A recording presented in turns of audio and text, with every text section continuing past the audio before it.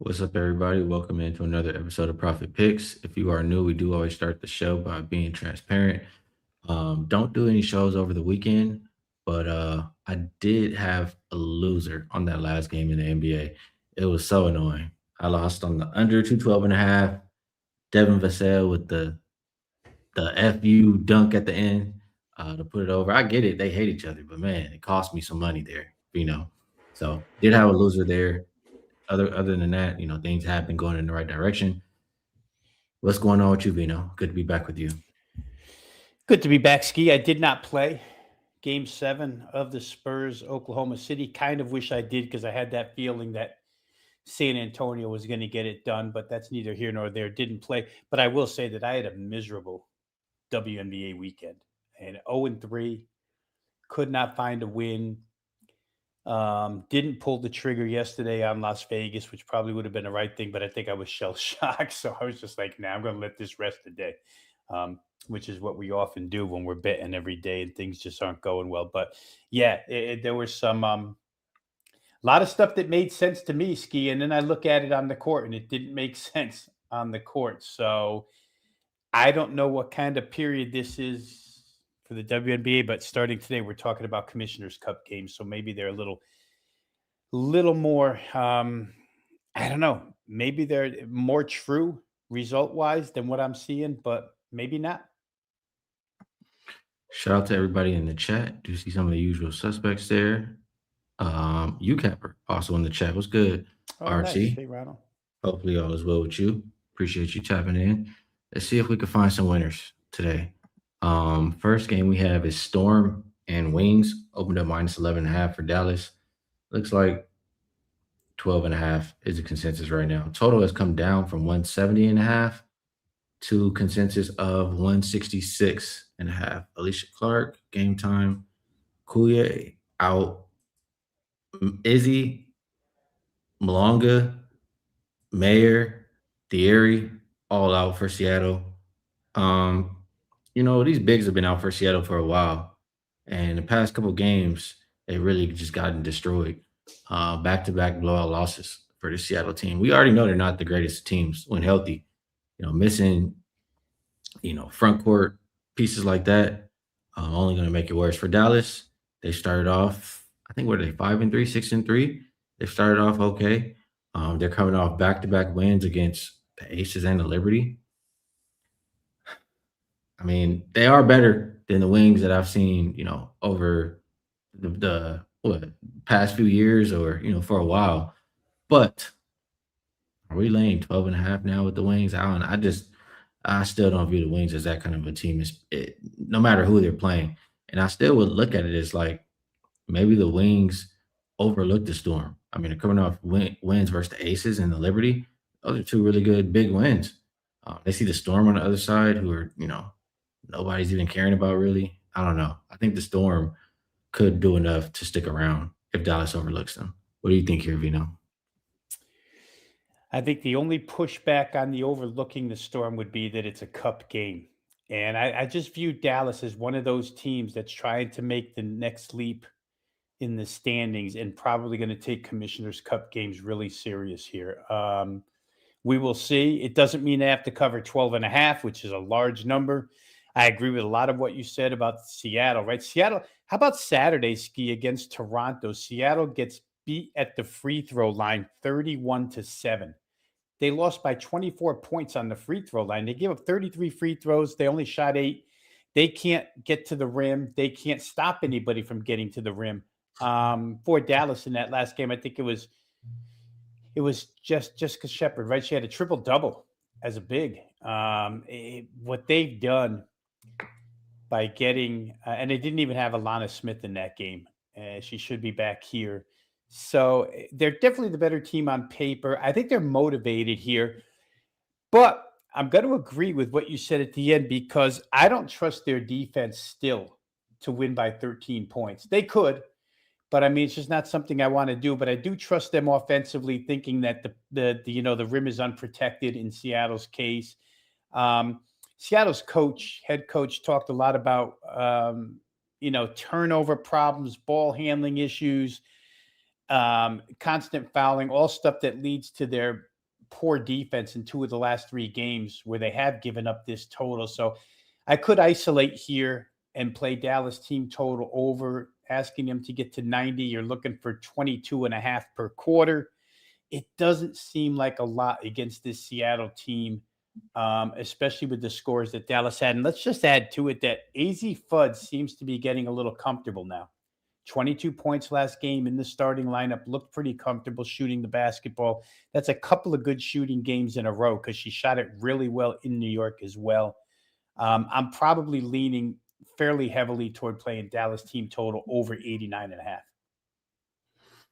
Yeah, I could understand that.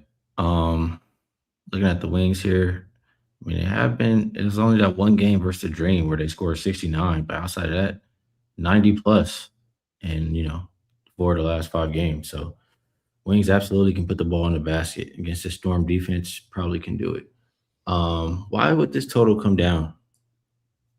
Is what I would think. We just can't trust nobody trusts Seattle to be able to do anything. I mean, I don't think the Wings defense is that great. I don't know. I disagree with the total coming down here. But we'll keep it moving. Lynx and Mercury opened up 1.5, looks like 3. Total open 168.5 and is down. We'll call it 166.5. Still no fee, no Dorka for Minnesota. Sammy Whitcomb remains out for the Mercury. Um, really honestly, in Lynx games, they've been excellent out the gate. I know first quarter has been a thing. They've been playing really good in general. Phoenix has not been. Minnesota games, they like to play with pace. You know, I have a hard time thinking that this game is going to be slowed down. I would think I disagree with the market again. I would go over and probably Minnesota first quarter. What do you think here, Vino? Well, I can't recommend anything Phoenix related at this point in time. I had these numbers ski earlier today, and I just want to kind of go through them game by game. But if you're the Phoenix Mercury, you need Kalia Copper to score baskets, to shoot the basketball. I know one of the lines I always remember from you from first starting working with you is I like shooters. Well, how about this? Copper from 3-point range, 1 for 8, 2 for 9, 1 for 6, 1 for 7, 0 for 4, 1 for 6, 2 for 7, 1 for 4, 0 for 5. She hasn't had a good game all year. Something's off there. I wouldn't trust it. You could say she's due, but I mean, she takes a bulk of their shots because she has to, and she's just not making shots. And Minnesota does have, I think, the number one rated defense in the W right now. So it's probably even more difficult. Phoenix, for what it's worth, defensively, I think I saw that they were fifth from the bottom. So that would be 10th in 3-point defense. Minnesota's got capable shooters. I can see why this line is going up. Minnesota doesn't come off of an especially impressive offensive game their last time out, but they've had rest. The Lynx have won this thing before, and we know that head coach Cheryl Reeve probably takes this cup serious. So I could see Minnesota. I can understand why people have gravitated towards that side here, pushing it up a couple of points. I could also see maybe focusing in on Minnesota themselves, zeroing in on their team total. I had a notion to want to just play full game total. And the only thing that really holds me back is that Minnesota has been good defensively and Phoenix just isn't shooting the ball well. They don't have enough shooters on this team right now. They could really use Sammy Whitcomb at this point, or they won't have her for another couple of weeks. So to me, I think the look here, Skee, should be, even though the price has increased, I think this price, the look should be towards Minnesota. They seem unfazed by the road. I think they're undefeated on the road this year. So I would probably look that way. All right, that we'll wrap it up with that. And man, today's a little bit of a tough day for me as far as the producer being the producer here on the show. But all right, before we get to best bets, let's toss some stuff up on the screen. I think this one is back here. buy 3 days, get 3 days free, 6 days for $69. That's a good way to get involved. We still do have um, the all in for the year. Ultimate All Access Pass comes out to under $4 a day. So a lot of different ways to get involved here over at Wager Talk. Vino, I will move it to best bets. If you have one, we'd love to hear it. If you don't, it's all good. If there's anything else you would love to promote, feel free. Yeah, I will say really quick that still the NBA has been good for both of us. For those looking for NBA action, we're down to our last series. I'll also say this: listen, you don't have to sit there and believe everything I say, but I will say, as a daily sports bettor for 30 some odd years, generally speaking, speaking, Ski, when you hit a rut like I hit this past weekend after going 5-0 to start the week, you usually come out the other side pretty good. So I'm not going to recommend go ahead and purchase my packages, but I'm going to say that this week could be a heck of a lot better. Happened to have been up to like 4:30 this morning because it irritates me to lose. So all the promos that you had up there, we'll roll with those. And for best bet, you know what? I will leave one because I really think Dallas is getting into the 90s here. I see them as a team as this cup progresses, as a team that wants to be included as one of the league's best. So I think they'll put forth their best efforts here. And I just don't know that Seattle has any way to combat what they can do. So for me, best bet today, Dallas team total over 89.5. Fair enough. Before I go for mine, I want to ask you a question, Vino. Off the top of your head, if you have to say from last season in WNBA, who was one or two of the worst teams? Well, off the top of my head, one of the worst defensive teams and one of the worst teams was Dallas for sure. The other, because you're looking at two, maybe Washington was really bad last year, at least played under expectations. I don't know which one you're thinking of, but I definitely think that Dallas is included there.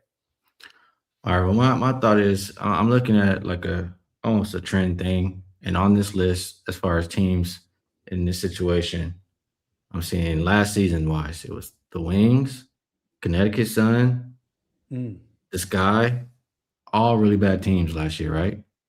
They yeah, all they were. covered in this situation. I don't think I'm not the hugest believer in this roster, but like I said, those teams were all weak last season, and they all covered in the situation that I'm looking at today. So I'm willing to put a small stake on Seattle. I am Seattle now at 12 and a half. Seems like it's a little bit too much. I don't think Dallas is going to be, overly pumped up or locked into this game versus Seattle. I think that they're satisfied and happy coming off 2 wins versus Liberty and Aces. So I think you get a much better game from Seattle after the last game. Like Vino said, they didn't even shoot 10 free throws. They didn't even shoot 30% from three. They stunk it up. I think you'll get a much better game from that side. So I think they'll do enough to keep this one respectable. I will have a small stake on Storm plus 12 and a half. Um, yeah, I'll wrap it up for us. So, Vino, always appreciate you taking the time to cap the games. It was my process. Sure helps everybody else out there. Chat, we appreciate you all. Best of luck on all your action, and we'll catch you guys tomorrow.